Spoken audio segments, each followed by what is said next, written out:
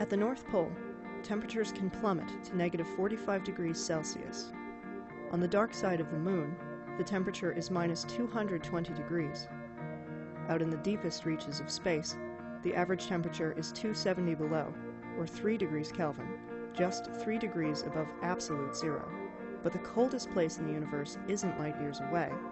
It's in Cambridge, Massachusetts, in a lab at MIT. Here, a team of scientists are building upon generations of research to study atoms at frigid nanokelvin temperatures, less than a billionth of a degree above absolute zero.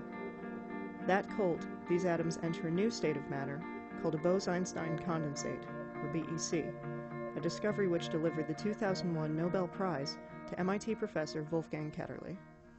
When physicists try to understand matter, we usually make progress if we can prepare a system which still shows the phenomenon we are interested in, but it's the simplest possible system.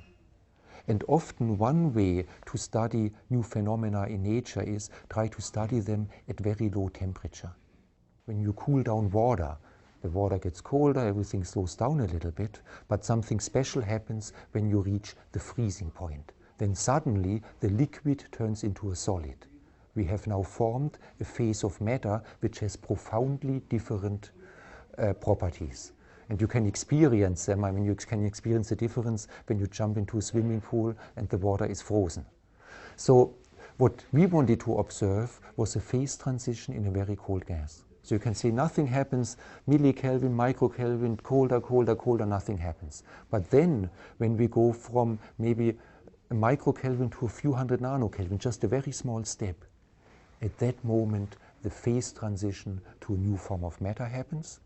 And the new form of matter has been this long predicted phenomenon of bose-einstein condensation. Ketterle's team first observed BEC in 1995. His lab notebook provides a glimpse of the eureka moment, the instant of discovery. But there's more to this story than just that single moment. This is a tale about how science advances through the combined efforts of uncounted collaborators and contributors. The study of BEC was a team effort from the beginning. In 1924, Indian physicist Satyendra Bose devised new statistics to analyze photons, particles of light.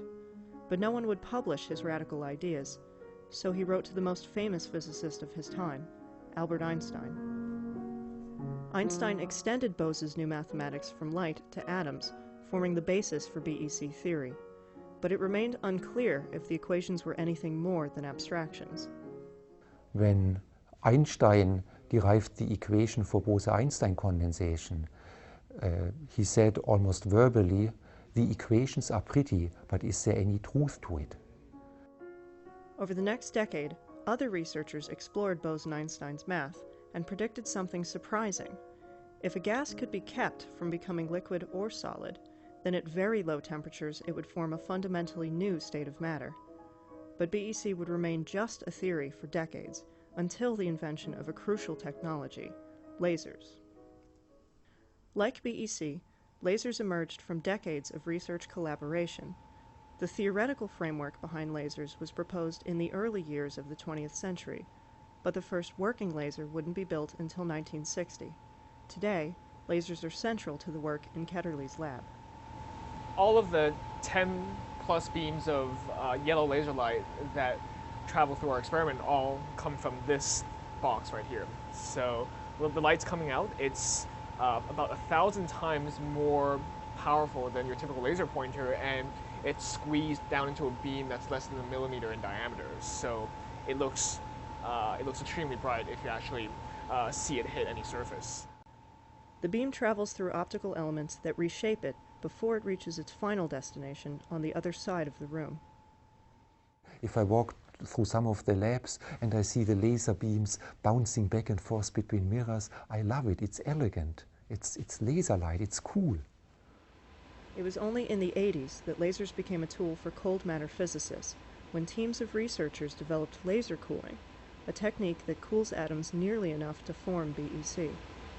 It's like trying to change the motion of a bowling ball by throwing ping pong balls at it. Right? Each ping pong ball is probably not going to change the bowling ball very much. But if you keep going, then you can begin to see significant effects. When enough ping pong balls hit the bowling ball, it slows to a near standstill. In the lab, the ping pong balls are laser beam photons, and the bowling balls are the atoms of the gas. Laser cooling brings atoms down to microkelvin temperatures, millionths of a degree above absolute zero. So if you ask me what is the difference between the air around us and the gas at microkelvin temperatures, I would say the atoms in a microkelvin gas move 10,000 times more slowly. This is very dramatic. In a normal gas, the molecules move at the speed of a jet airplane. In a cold microkelvin gas, the atoms just move at the speed of my hand. They really have come to a crawl. But to form a BEC, the atoms need to be nearly standing still, about 1,000 times colder than laser cooling can achieve. To get that last critical fraction of a degree, Ketterle's group uses a second technique, developed by yet more teams of scientists in the 90s. It's called evaporative cooling, and it's based on a familiar phenomenon. The hottest atoms in a cup of coffee rise to the top and escape as steam. Blowing over the cup moves that steam away, and the drink cools. Ketterle students achieved the same effect by using radio waves to eject the hottest atoms. By changing the frequency of those radio waves, we can blow away more and more atoms until we get to the critical temperature at which a Bose-Einstein condensate starts to form. When the atoms transition from gas to BEC, something remarkable happens. Every atom in the cloud becomes indistinguishable from the others, forming a giant superatom. This allows scientists to study phenomena usually only measurable at quantum scales. In a normal gas, atoms move randomly, like the singers in an amateur choir, each a little off-key. But in a BEC, the atoms sing in perfect harmony.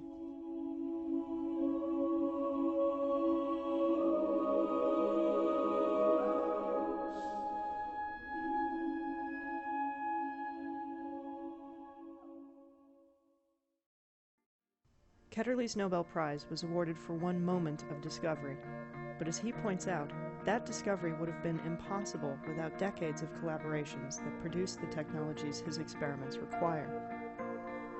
80 years in the making, BEC can now be created with the flip of a switch.